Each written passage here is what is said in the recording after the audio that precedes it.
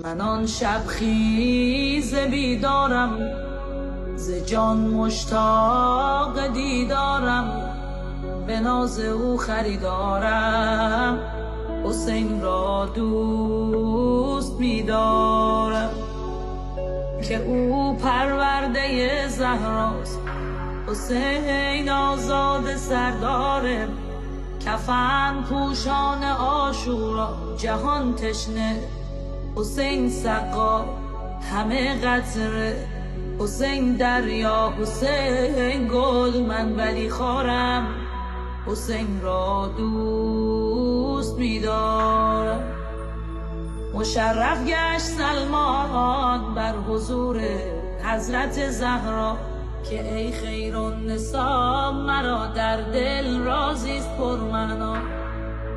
نمیدانم از چه بیتاب حسین است این دل شیدا، خدا میداند اسرارم، حسین را دوست می‌دارم.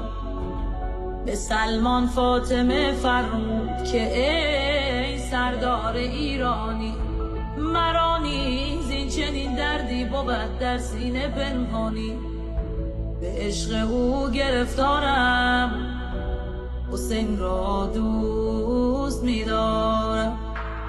غرض زهرا و سلمان بر حضور مرتضی رفتند، محبان مشکل خود را بدان مشکل گشا گفتند.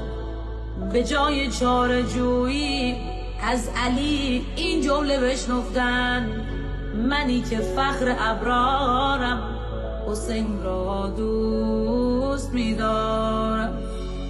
کلید حل این مشکل به دست مصطفی باشد، سه عاشق آمدن آنجا که طه را صلا باشد. پیغمبر فرمود یا علی، زهرا، سلمان، عشق من بیش از شما باشد، حسین منی اسکارم، حسین را دوست می‌دارم.